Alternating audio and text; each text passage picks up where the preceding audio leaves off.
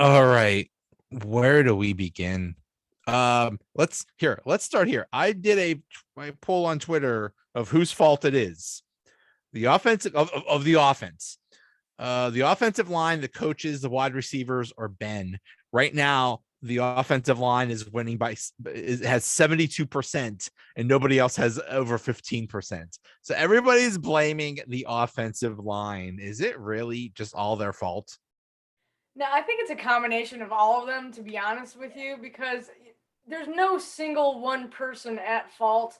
Obviously, Ben is, he's regressing because, that's what happens when you get old, but he's still making some plays. He's still running. I mean, for being 39 years old, he's not doing a bad job at escaping and trying to extend plays. But it's just that he just doesn't have the time. He just doesn't have the line. So it's like, it seems like there's a bunch of different factors, in play in terms of whose fault offensively it is. I agree. And the one person I felt like I couldn't blame was Najee Harris. I felt like that kid did everything he could possibly do. And when he got any kind of wiggle room, he was making progress. I meant to look up the exact number, but he had something like an average of 3 yards per carry or something, which to me seemed way high given that he never got to get going. So I felt like he was really trying. But when you see running backs having trouble, receivers having trouble, Ben having trouble, that all comes back to that core line. And they just break down way too fast. I mean, Ben was sacked, like 4 times that game? We didn't get Burrow once. God, he was. Yeah. The sack streak got broken. But the defense has an excuse. Basically, almost the entire line is hurt. So, all of your pass rushers are gone. There's no pass rush. Yeah, it basically kills the whole defense. So I mean, they have an excuse. I agree. I thought Melvin Ingram played really well. I was pretty pleased with how he played. But you can't only have one side of your defensive line shored up, only one outside linebacker making blocks to be able to put any pressure on the quarterback. You've got to have both sides, working together. And I felt like that just kind of fell off. Yeah. I mean, there's plenty of teams. I mean, we've seen plenty of teams in the history of the NFL win on defense. Defense wins games and things. We've done it. Some crappy quarterbacks that have the defense has just carried the whole team, and it's just not. Obviously, like you said, the defense has a bunch of health injury issues and things like that, but there's no give and take. It's just not happening. Right, it was too much. The big question right now is, how the hell did this team beat Buffalo? that's a good question, but it's like you said, it was defense. The offense just don't make mistakes. Hope to do something on special teams, which happened, and then hope for the best. But I mean, ever since then, the defense, TJ's been hurt, and that basically sunk that. And then the offense is just. It's an absolute disaster right now. And I don't know, is it going to get better? I don't even know. I went back and rewatched our podcast from right after the Buffalo game because I was like, what the hell did I even say that day? And so I went back and rewatched it. And I made a comment about how I'd hoped that the O-line was going to come together and gel as these first couple of games progressed, because we all agreed that they didn't play great, but it was, obviously serviceable, but that we'd hope that would continue to improve. And it feels like it's regressing. It feels like it's going backwards, not better. Mm-hmm. Yeah. I mean, to answer your question, Najee did have 2.9. There you go. Yards per carry, but and receiving is where he really stood out. He had over 100 yards receiving on Sunday, and that was exciting to see. So obviously, we knew he was going to be a big part of the offense, but I guess. Hell, if it doesn't work on the ground for him because of the offensive line, let's see if we can do it through the air. But I just feel bad because he looks so dejected.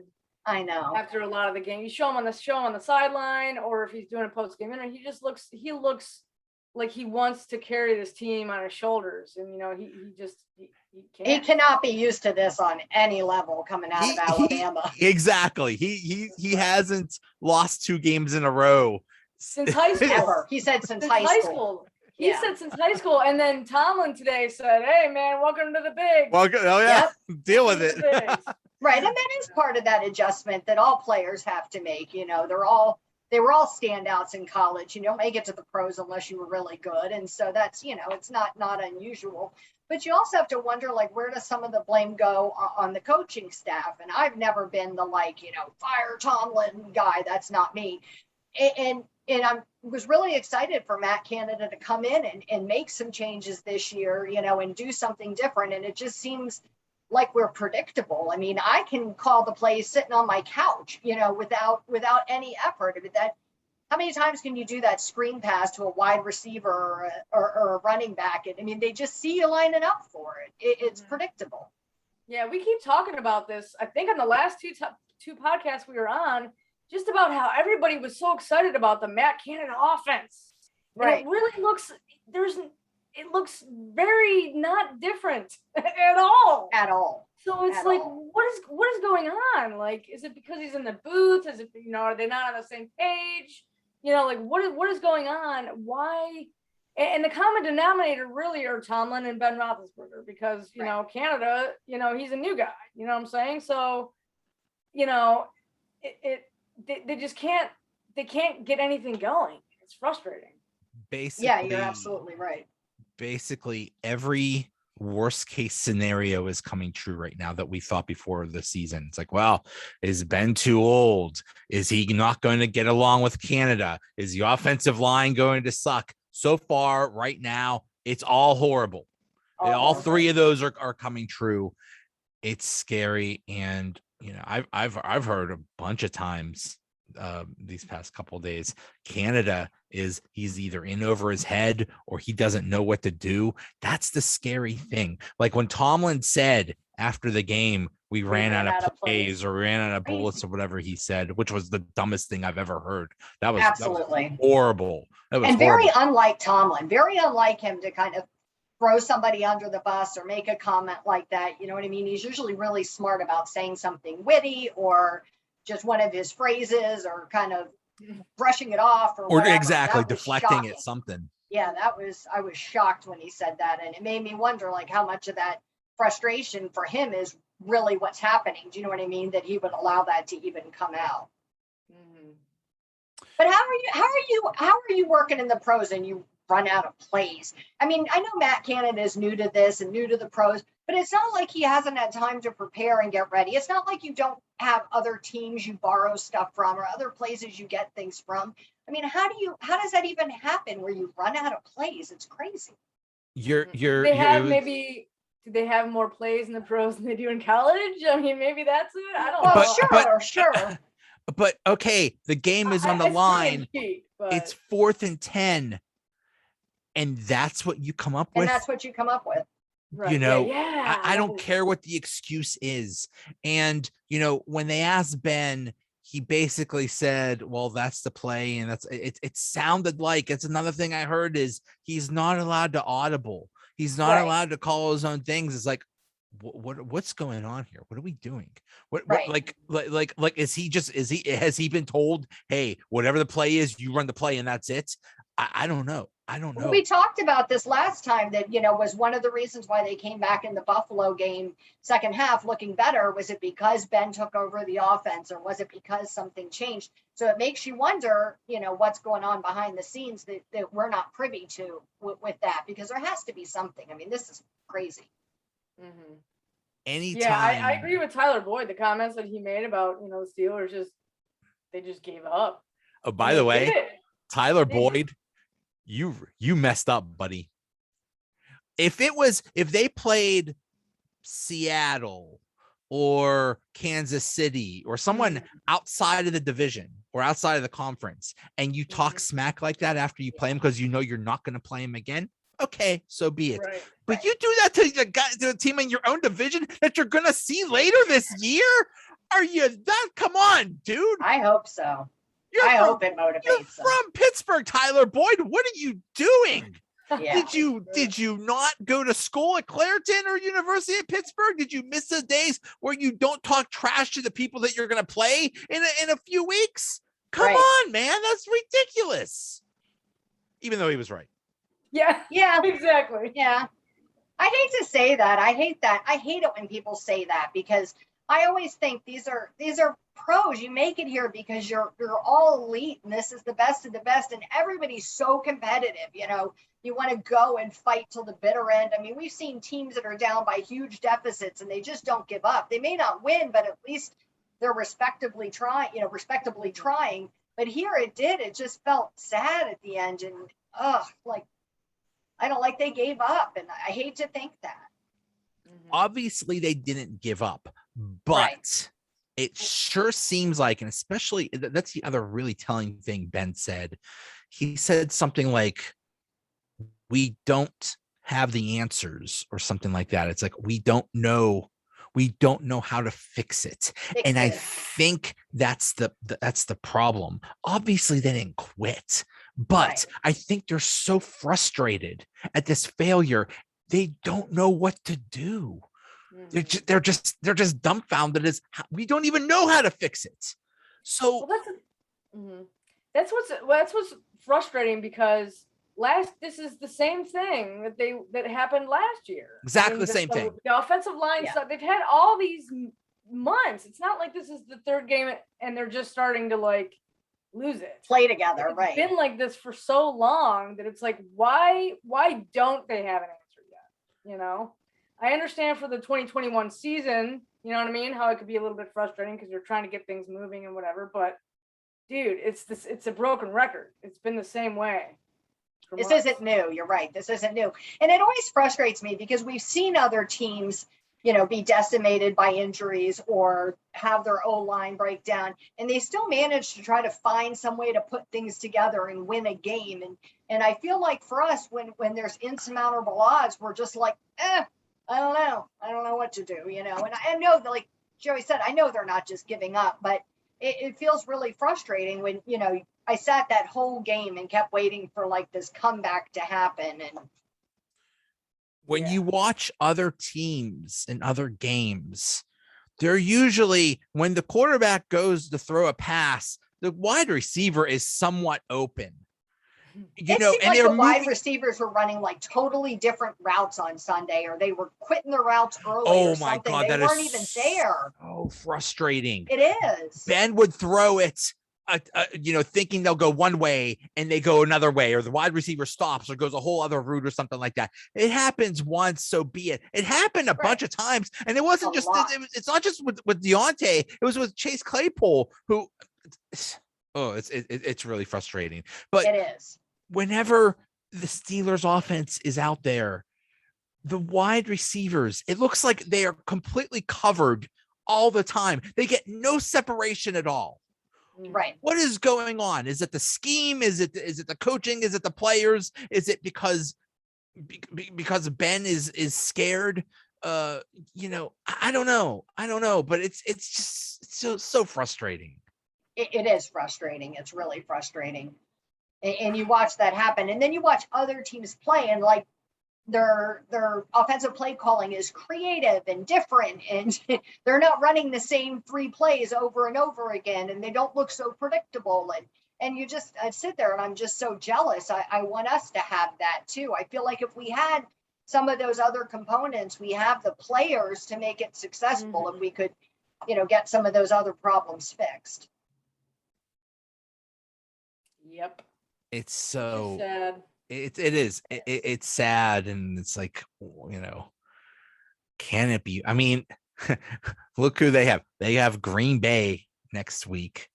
Yeah. And then after that, they have Denver, who's undefeated, although that's a little dubious, but they have a tough schedule this season. We always have a tough schedule. Yeah, but it's not over. Don't say that. It is not over.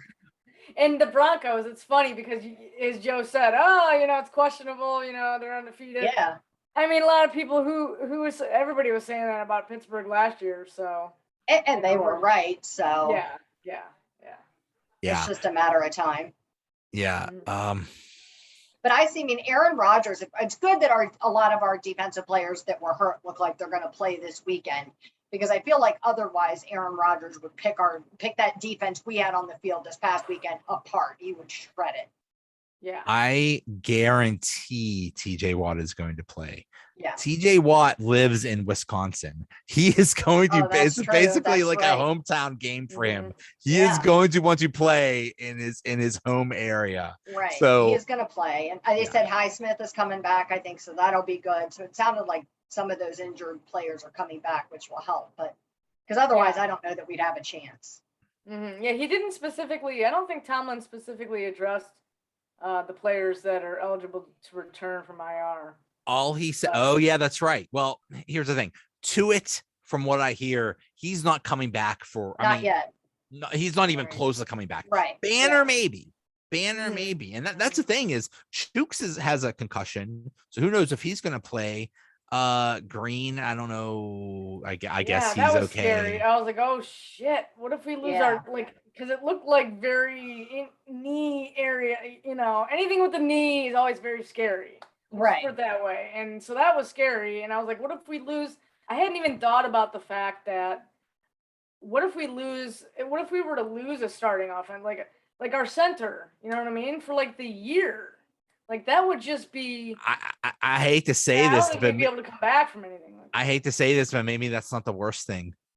right. Green is not exactly. I mean, there are times when he's not exactly doing well. You know, I expected a lot more from him. I mean, I know he's young. I really did, but Yeah.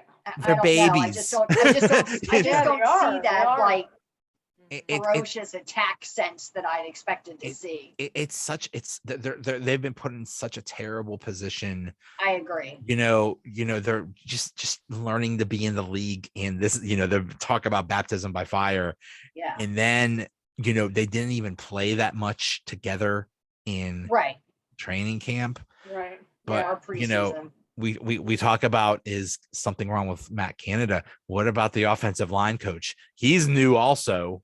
Adrian Clem was supposed to be I did a whole article about him, and he was supposed to be like bringing the heat. You know what I mean? Oh, he was going to bring the toughness and meanness back to this offensive line. They're going to fight. Right. And they look soft and tired and slow, and it's hard. It's hard to watch.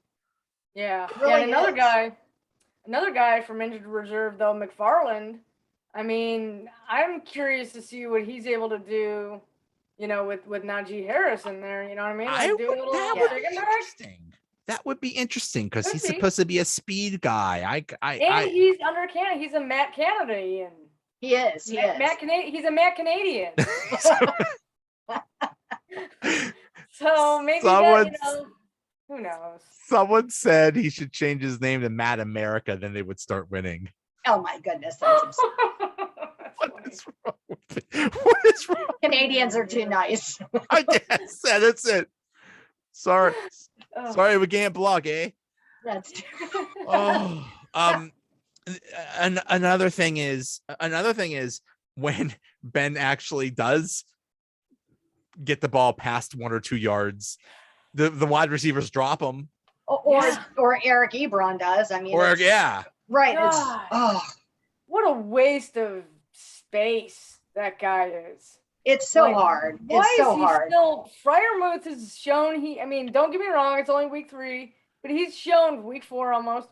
He's shown he can do it. He can do it all. He can do what he needs to do. You know what I mean? Like, what's his purpose anymore? And I said before, I like the idea of running like dual tight ends. I really do. I love the idea of the way they can change up your offense, but not if one of them keeps dropping all the balls. I mean, that doesn't do you any good because he doesn't block really, and then he's dropping balls. So why is I agree with you. Why is he out there? Yeah. So find something different. In the Raiders game, Freiermuth, I think, played more snaps than Ebron, but in this Bengals game, Ebron played a lot more. Yeah. What the hell's going on now? I don't Freiermuth hardly ever, like if the ball goes anywhere near him, that dude's catching it. He catches it. He is the anti-Ebron. Right. He doesn't drop anything. He's also out there blocking when he's not. Yeah. When he's not the one that's slotted to catch the ball. He's out there blocking, and I just don't see that. Like Ebron's just out there running around like he doesn't know where he's supposed to be going. Move. Exactly. Move. Absolutely. That's the thing. Yeah. Oh, And that's the other frustrating thing about that 4th and 10 call. Okay, Freiermuth is supposed to be Mr. Red Zone. Right. You have this Chase Claypool, who is supposed to be Mr. Combat Catch, which actually who actually doesn't make any combat catches. He's pretty disappointing, but still, you got this big dude. Ebron's a big dude. Just throw it somewhere in the end zone. The whole game is on the line, but you to throw it to Najee behind the line of scrimmage.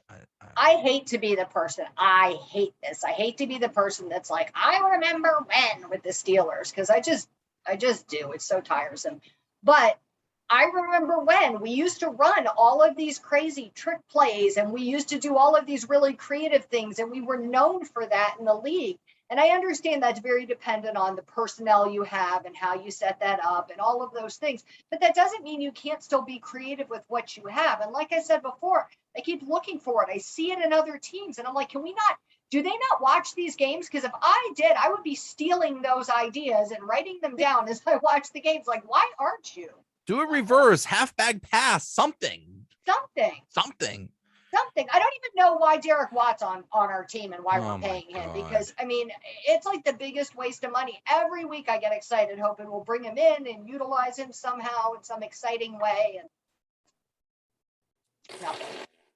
That's what I think when he comes out of the field. Yeah. Yeah.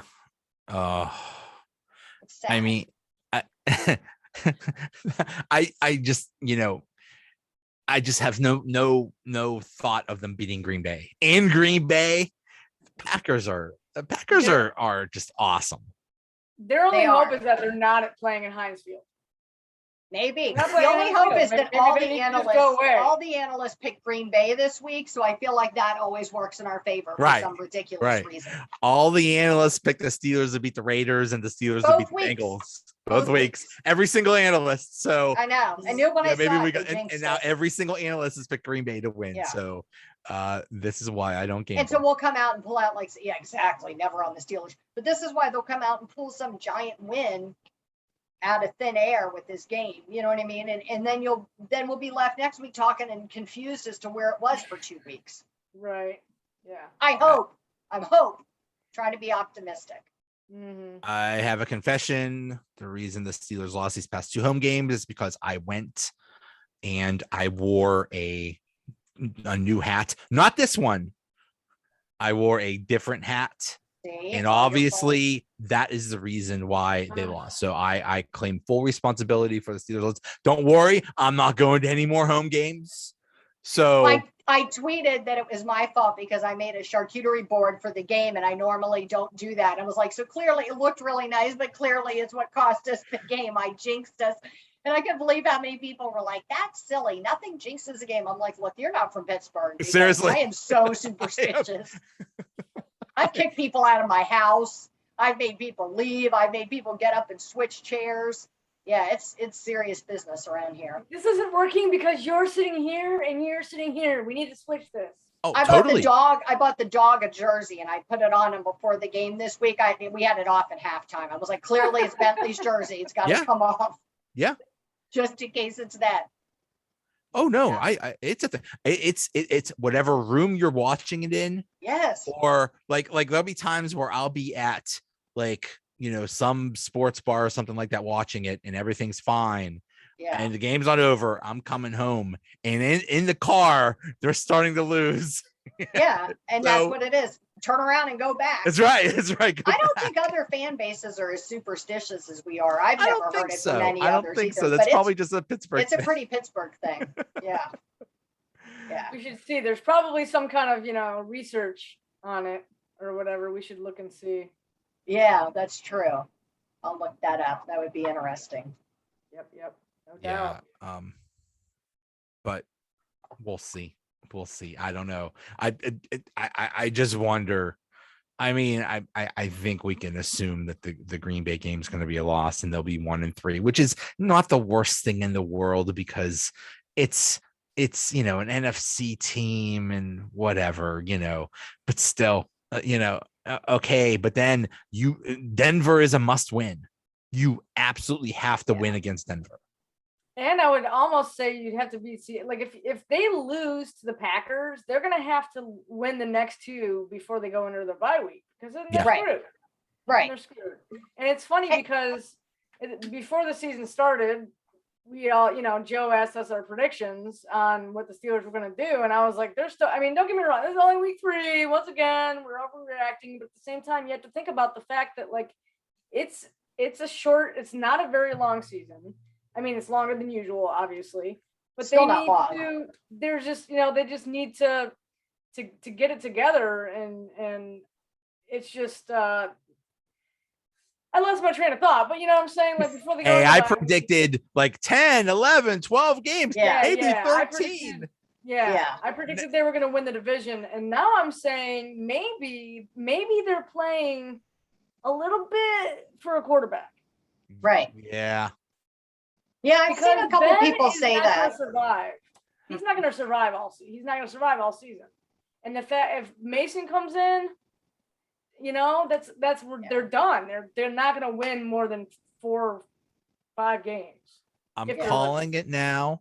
The quarterback of the 2022 Pittsburgh Steelers is who they're going to be playing on Sunday, Aaron Rodgers. Did you see what he said about he was on Pat McAfee's show today, and he talks about how much he loves Pittsburgh. He loves Pittsburgh dad. He loves the accent, the people. Coach He said it before. It's like, maybe. Yeah, I always take the stance that I don't want somebody else's old washed up quarterback, get our own new person. But I would take Aaron Rodgers for a season or 2 while we find somebody else to slot in behind him and train if Ben's, not able to do it. I'd hoped that we would have a person this year kind of learning the system under Ben. I felt like it was time, and I was surprised that the Steelers didn't go in that direction a little bit. So we replaced the 39-year-old with the 38-year-old. All right, youth movement, yeah. Sorry, Allison, what were you going to say? I mean, it's just it's interesting to wonder because it's like everybody hates, I don't like Aaron Rodgers. Like, who loves Aaron Rodgers except if you're a Green Bay fan, right?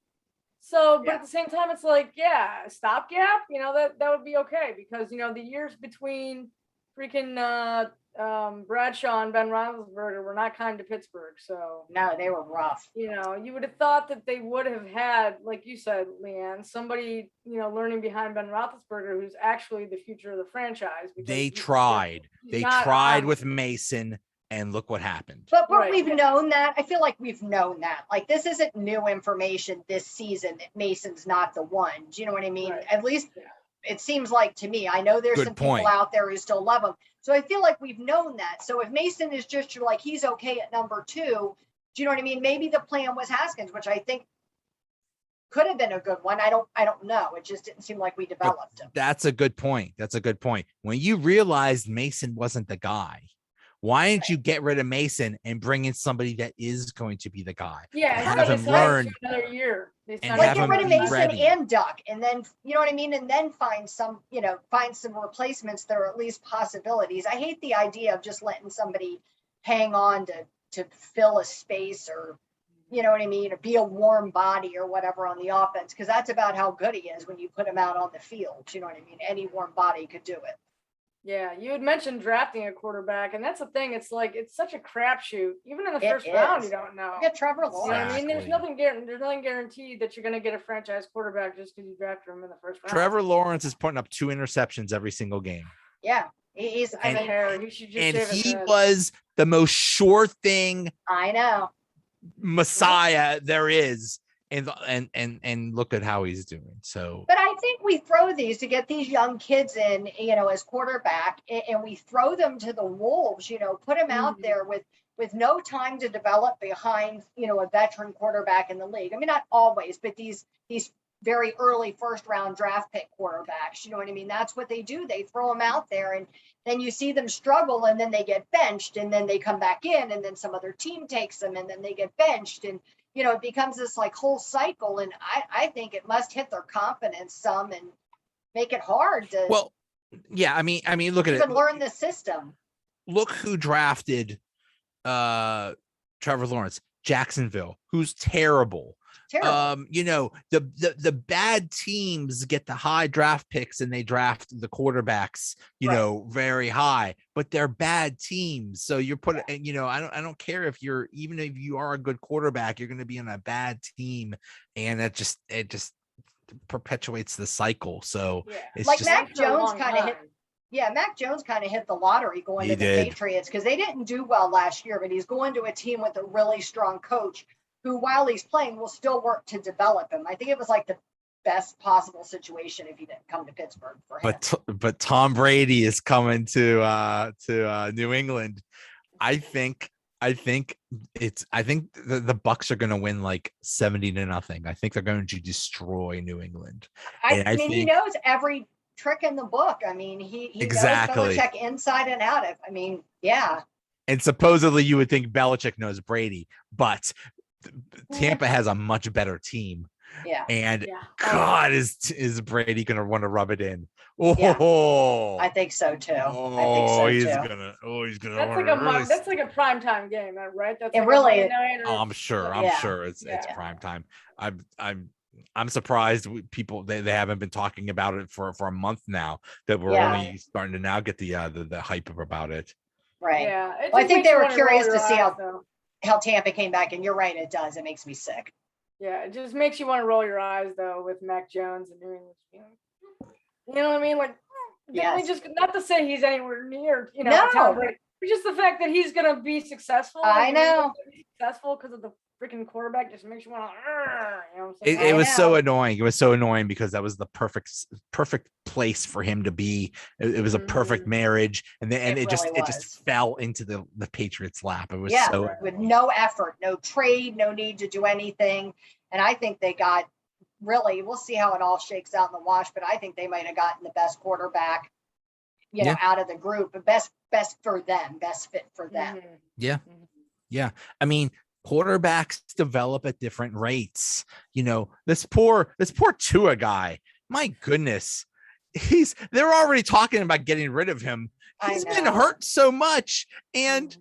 he's barely played, but they're like, oh, get rid of him. He sucks. Like, He has been banged up and bounced on and off the bench. And I just, like I said before, I don't know how you're supposed to develop. The Washington football team did that for years with everybody. You coaches, quarterbacks, you come in, you play for a little bit. If you don't make like an immediate impact, then we're going to put you on the bench. And do you know what I mean? And then we'll bring you back, and then we'll bench you again. And I don't know. I feel like these guys have big egos. That's got to really be crushing. You Cleveland- feel like you're not competitive. Right. And Cleveland is the king of, the quarterback who doesn't pan out, and for Yeah, years and years that's and true. years. oh so, yeah, just one quarterback after the other. Just Yeah, that's true. pouring Yeah. in. So, like you said, you can't win football games with, at least not you can't be successful without a quarterback. It's just not. You might get lucky, but feasible. there's no longevity in Right. that. You have to have somebody. But Mhm. I think for this year, they basically need to tell Ben, hey Ben, you're the offensive coordinator now. Do what you want, bro.